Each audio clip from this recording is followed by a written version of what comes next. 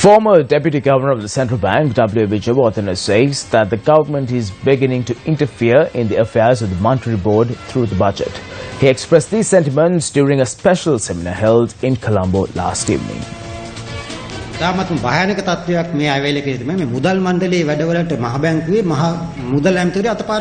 There is a dangerous situation that has been created through this budget.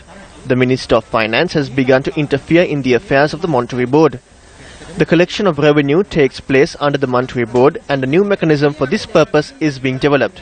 However, through the budget, the Minister of Finance announced that he is creating a new system with the assistance of ICTA. All government institutes that pay taxes and even institutes like the Department of Customs as well as private institutions have to make their tax payments through this system.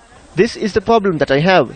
Will the taxes that I pay end up in an account of the Commissioner General of Inland Revenue, or will it end up in Nigeria? The Finance Minister announced that he has reached a decision on how much capital a bank must maintain and also comments on the loans that could be given away. That is not the job of the Minister of Finance. It is the job of the Monetary Board. The Minister also makes a new proposal to the banks. If you collect deposits from a certain area, then 15% of that money should definitely be given away as loans to people from the area. This is not a decision that the Finance Minister should take. This decision should be taken by the bank. What will happen when you force this? Then the bank managers' uncles and relatives will get the loans. At the end of the day, the central bank statistics will indicate the required 15%. He also proposes not to record debts under 500,000 rupees. I don't know why he made such a proposal, because that is the sole responsibility of the CRIB. Based on the information issued by them, banks can decide on their own whether or not to issue loans. I believe that the Finance Minister's actions, which interfere in the affairs of the Monetary Board, are not justified. The former Deputy Governor of the Central Bank also shared these views on the budget.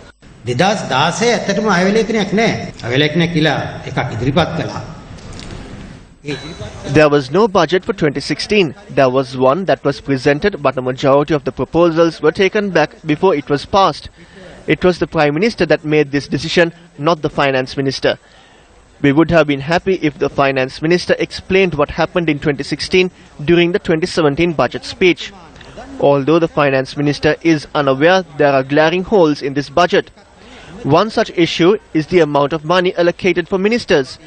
We have been told the monthly salary of a minister is 75,000 rupees, which is a small amount. They are described as patriots who do so much for the country. However, according to my calculations, taking into account all the allowances they receive, the taxpayers spend about 6 million rupees a month on one minister. That is the minimum value that I came up with. The highest paid Prime Minister and the ministers are from Singapore. However, what I have seen in this, these ministers drive their own vehicles, because if the ministers are forced to get personal guards out of their own pockets, then they will never hire about 100 guards. This is what we should do as well. Let's pay these politicians a decent salary. You can give 2 million and it will be still lower than the cost incurred today. This is a big hole in the budget which is leaking money. But now one can say this. The ministers and parliamentarians don't see it. The COPE doesn't see it. ඉතින් මේ නාස්තිය මේක මේ හිලක් මේ හිලෙන් යනවා හොගාලා සල්ලි. අපි දන්නේ නැහැ කොච්චර. මොකද මේක පේන්නේ නැහැ කාටවත්. മന്ത്രിවරුන්ට පේන්නේත් නැහැ, පාර්ලිමේන්තුවට පේන්නේත් නැහැ, කෝප් එකට පේන්නේත් නැහැ.